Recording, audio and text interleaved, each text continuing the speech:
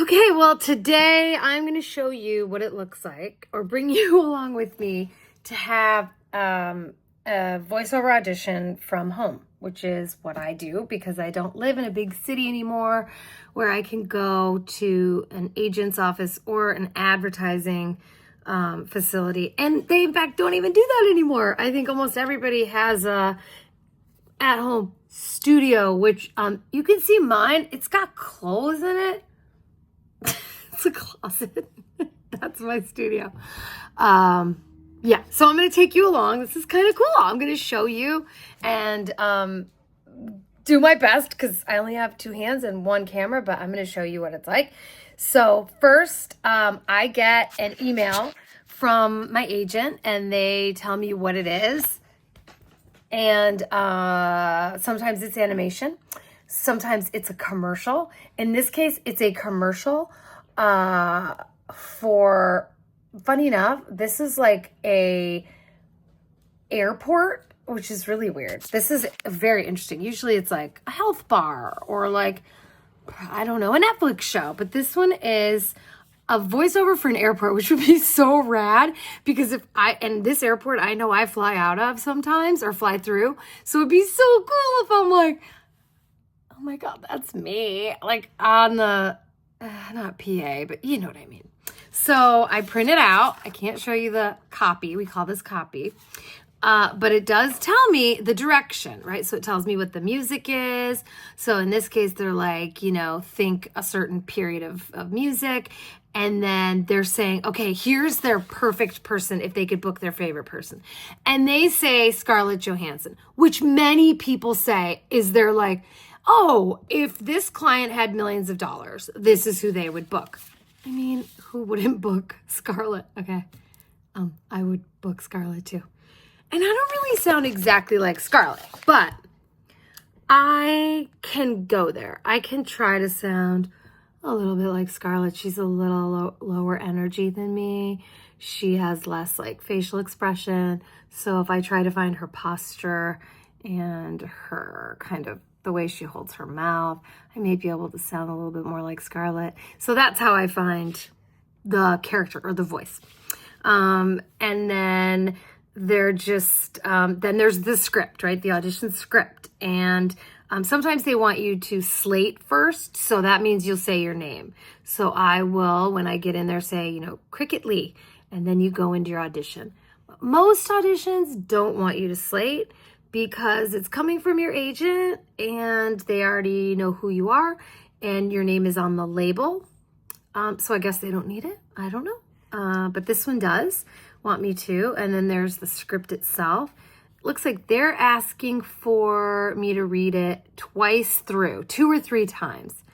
I never do the third one unless it's like I have the best idea for a third take because I don't want to waste their time.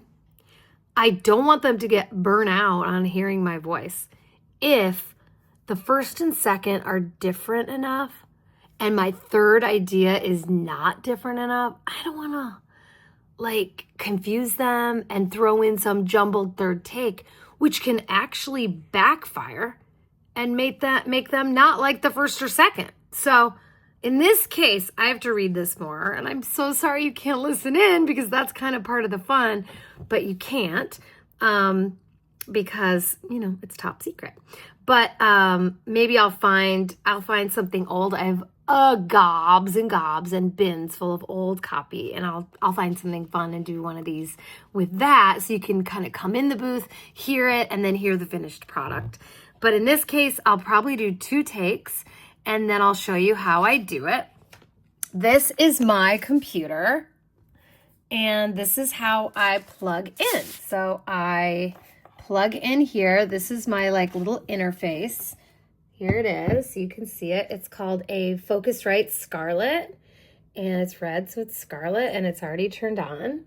So I go in here, and I go to my software, which is called Audacity. Here it is.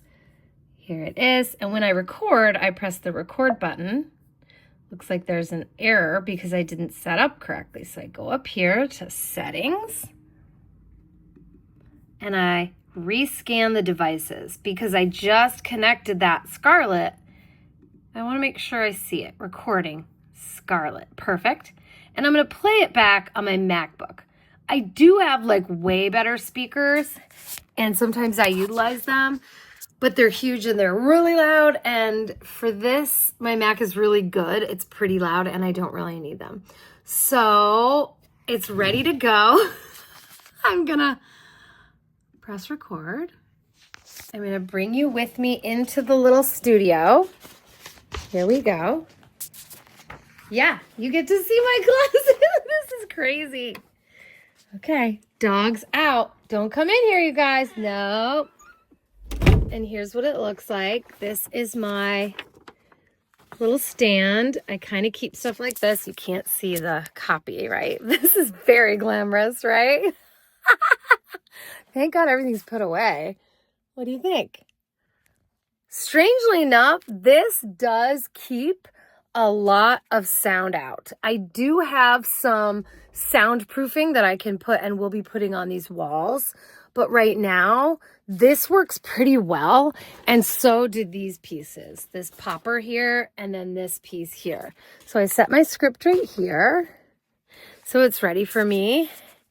And now I'm going to start. I'll be right back.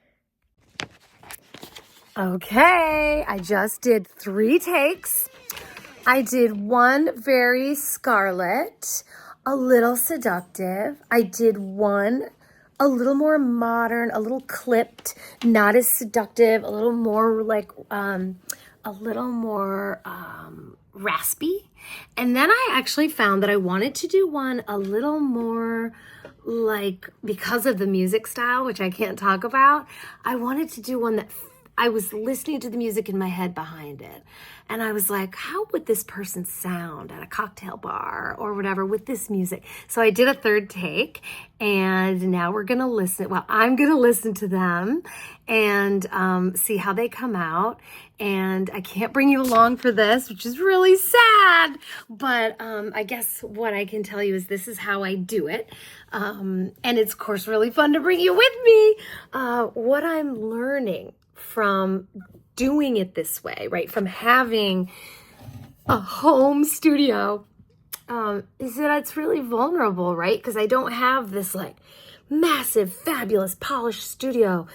And I could invest in that. They have a lot of different options and I've looked into all of them.